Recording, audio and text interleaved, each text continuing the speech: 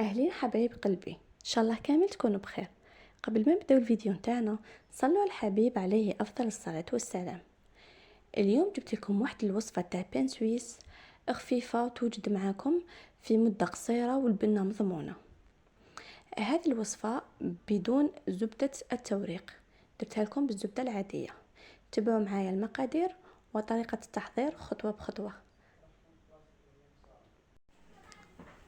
هنا في اناء ديري كاس ونص تاع الحليب، تحبي دافي ولا نورمال بحراره الغرفه.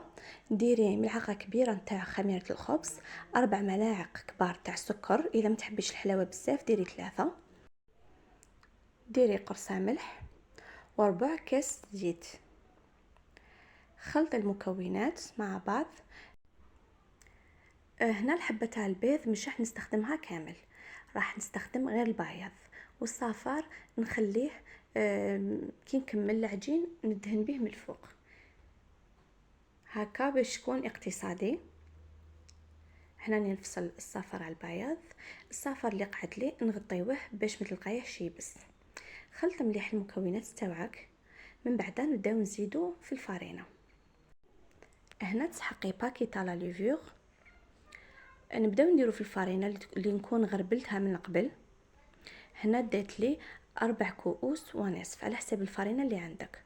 وزدت غربلت الكيس تاع الخميره اللي فتحته من قبل، ونبدا نطم غير بصباحتيه، ما نعجنوش، نطمو غير بصباحتين ونزيدو في الفارينه. انا هنا كنت درت 4 كيسان، وخصني قعدت نزيد بالعقل حتى وين حسيت العجينه نتاعي تماسكت شويه. الاهم في هذا العجينه نتاعك دائما تكون تلصق في اليد كيما راكم تشوفوا هنا. دوك نقلبها في البلان دو طرافاي تاعي. نبدا نزيد لها في الفارينه غير بالعقل باش ما تيبسش معايا، باسكو الفارينه كل وحده والنوعيه تاعها. هنا قعدي تدي وتجيبي فيها باش تتشرب كامل هذيك الفارينه. كي تشوفيها مازالها خاصها زيدي لها غير بالعقل. اقعدي تدي وتجيبي فيها حتى وين تحسيها بدات تولي معاك رطبه. وكي تشوفي العجينه نتاعك مازال تلصق في يدك ما تخافيهاش وتقولي نروح نزيد لها شويه. شوفي كيفاش تكون تلصق في اليد، لازم تخليها تلصق هكا باش تجيك ناجحه. هنا ديري شويه فرينه في الوعاء تاعك، وحطي العجينه نتاعك وغطيها كيس بلاستيكي وبمنديل، خليها مده 10 دقائق تريح. بعد ما تفوت 10 دقائق وتكون ريحت، عاودي حطيها في البلان دو طرافاي نتاعك. هنا رشيه بشويه تاع مايزينا، ما ديريش الفرينه. هنا كسري لها كامل الخمور وخرجي لها كامل الهواء منها، ضروري هذه الخطوه. شوفي هنا كسري لها كامل الخمور، تبداي تسمع في الفرقعه هذيك تاع الخمور. فرغيها كامل العجينه تاعك من الهواء. بعدها اعمليها حربوش طويل وقسميها على 7 ولا 8 اجزاء. هي من الاحسن ديري 7 هكا تكوني قطع متساويه، ما كبيره بزاف ما صغيره. ديريهم عينك ميزانك، اذا كان عندك الميزان ووزنيهم كامل كيف كيف. هنا بعد ما قسمتهم نكورهم ونحطهم بجيه، ونبداو الخطوه التاليه. جربي هذه الطريقه وان شاء الله مش حتندمي، باسكو النتيجه في الاخير راح تكون واو. واحد البنه ما نحكيلكش عليها، جربيها واكتشفيها وحدك. هنا كما راكي تشوفين كورهم كامل، نغلقهم تحت مليح. بعد ما كورتهم جبت هنايا كميه من المايزينا نسحقوها من بعد، وجبت هنا مارغرين ندي منها 2 ملاعق كبار، واذا خصك زيدي. نحطوها في صحن، والاهم هنا ان تكون المارغرين بحراره الغرفه هكا باش تساعدك كي تكوني ديريه فيها ما بين الطبقات، ما تكونش يابسه شاده روحها. المارغرين تاعك بعد ما تحطيها في الصحن كرازيها مليح هكا تخدمي بها بكل سهوله. هذا الفيديو ما جيت نمونطيه برحمه الوالدين، مونطيت جزء كنت في دارنا والجزء الثاني كملته في داري، والله على بالي نطول عليكم. بصلا غالب واش راح ندير ان شاء الله مده وتفوت ونعاود نولي كيما كنت. كما قلت لكم هنا حكمت فرشيطه وبديت نكرازي فيها مع اللي كنت حاطتها برا، ماشي في الفريجيدير، ما لقيتش صعوبه معاها. بعد ما تكرازيها حطيها على جنب، وروحي جيبي هذيك العجينه اللي كنتي كورتيها 7 كريات وحطيتيها على جنب. هنا نرشو البلون دو طرافاي تاعنا بشويه تاع مايزينا، نحطو الكريه الاولى نفتحوها بالحلال. كي تفتحيها ما تفتحيهاش كبيره بزاف، فتحيها متوسطه باسكو من بعد نزيدو نفتحوهم كيف كي نحطو وحده فوق وحده. تحبي اذا كان عندك بلون دو طرافاي تاعك كبير ديري بالوحده، ومن بعد ديري الزبده وزيدي حطي الخبزه نتاعك الثانيه. اذا كيما انايا ما ساعدتنيش باش نفتحها او ميم طون ندير في الزبده، فتحتهم كامل، حطيت وحده فوق وحده. كي كملت بديت نمونطي فيهم كيما راكي تشوفي هنا، راني نفتح فيهم حتى وين نكمل كامل الكميه اللي عندي. هذوك 7 كريات كامل نفتحهم. كي نفتحهم نشوفوا واش نزيدو نديرو. هنا بعد ما فتحتهم بديت بالتحتانيه. كي كملت فتحتهم قلبت كامل هذوك اللي كانوا عندي، قلبتهم بديت بالتحتانيه اللي بديت بها هي الاولى. هنا حطيتها، درت لها هذيك المارغرين.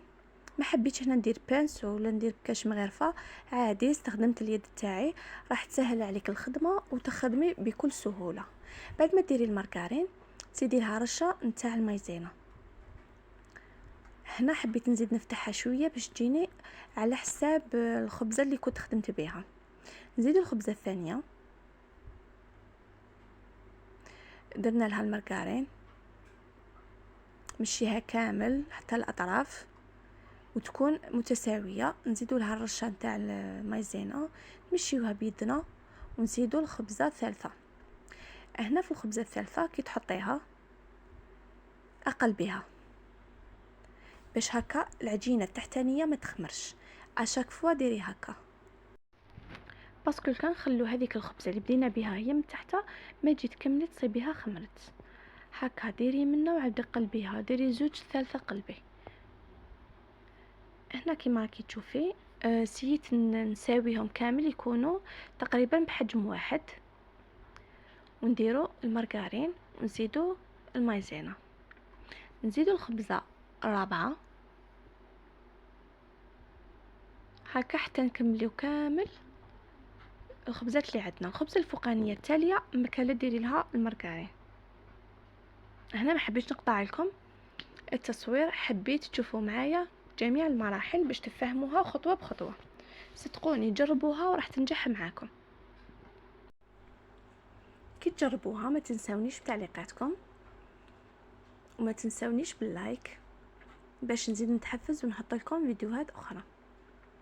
على بالي راني مقصره بزاف معاكم، مي باش نقول لكم ان شاء الله نولي خير من اللي كنت. قلت لكم ظروف وكل واحد في الدنيا عنده ظروفه. المهم ما نقطعش عليكم ونقعد اشاك فوا نحط لكم الفيديو، ونعاود نولي نحط لكم زوج لي فيديو في السمانه كيما كنت.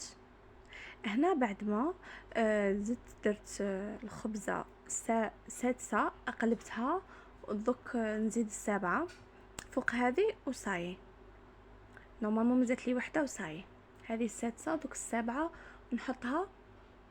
من بعد كي ديري السابعه جيبي صحن حطي فيه هادو الخبزات نتاعك، غطي الصحن نتاعك كيس بلاستيكي ولا بابي فيلم وزيدي غطيه بمنديل وحطيه في الثلاجه مده 10 دقائق. هنا راح تريح العجينه تاعك، كي تخدمي بها تكون ريحت المارغرين، تكون شدت روحها ما تقعدش تخرج لك، وراح تنجح معك الوصفه هذه كي تبعي جميع المراحل وما تفوتي حتى مرحله. هنا بعد ما درتها في الثلاجه 10 دقائق خرجتها، درت في البلون دو طرافاي تاعي شويه مايزينا، ما تكثروش بزاف كيما انا فاتت لي في الصفايه. غير تحطيها شوفي فاش تفتح معك بكل سهوله، ما تعيكش كامل. هذه هي المرحله الممتعه. افتحيها على شكل مستطيل، راح تساعدك في الخدمه. خير ملي تفتحيها على شكل مربع هكا، باش كي ديريها رولي تجي كامل حجم واحد منه ومنه. بعد ما فتحتها، هنا التزيين نتاعها الحشو يكون اختياري. انا هنا درت شويه مارغرين، ما كثرتش بزاف، مشيتها هنا بالملعقه باش تكون متساويه. جبت السكر، درت ملعقه كبيره نتاع سكر، وزدت لها حبيبات شوكولاته، وبديت رولي فيها بالعقل. وين تصيبي المايزينا كاينه بزاف ونفضيها. هنا تحبي ديري هكا كيما انا، ولا ديري ديري المعجون تاع المشماش وديري له زبيب. ما تكثرش بزاف المعجون، ديري ملعقه ولا ملعقه ونص تكون كبيره، باش هكا ما تبقاش تخرج لك وتعيك. بعد ما تكملي تروليها سيغلقي الاطراف مليح بيديك. وهنا تبدا مرحله التقطيع. المرحله هذه سهله. جيبي خيط، نحي الاطراف هكا باش تحصلي على شكل شباب تاع الحبات الاخرين. ديري حساب تاع 2 صباعتين 2 دوا، وقطعي بالخيط. خملي تقطعي بالموس كيما راك تشوفي 2 دوا، من بعد عينك ميزانك تجيك سهله.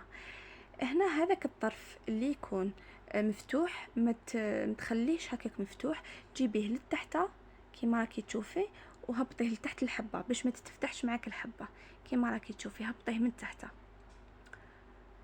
كملي قطعي هكا بالخيط راح تساعدك. وخم الموس تقطع تاعو شويه، راح يخسر لك الشكل نتاع الرولي تاعك. الحبه اللي ديريها هبطي لها كيما راكي تشوفي، هنا درت لك بالعرض البطيء، اغلقيها لتحت. حطيهم في صينيه فيها بابي كويسون، والحبات بعديهم على بعضهم باسكو راح ينتفخوا. بعد ما تحطيهم هبطيهم شويه هكا بيدك، هبطيهم وخليهم ينتفخوا مده نتاع 10 دقائق. تحسيهم بداو ينتفخوا، هنا غطيتهم وخليتهم ينتفخوا.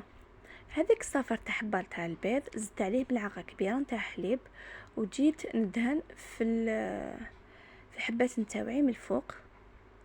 الفرن يكون سخن من قبل، درجه حراره 180 درجه. كديريهم يطيبوا لك واحد 20 مينوت يطيبوا. هنا دوك 2 حبات كنت درت لهم الحسل من الفوق، ولا تحبي ديري لهم لا جولي كيما تحبي، ولا المعجون.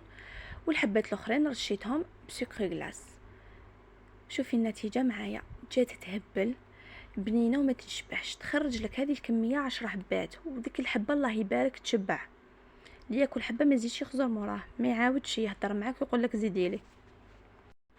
شوفي الحبه الله يبارك كيفاش جات مورقه، ونديرين دارتها بزبده التوريق. شوفي النتيجه وحده تهضر معاك. وفي الاخير نقول لكم تهلاو في روحكم غالياتي.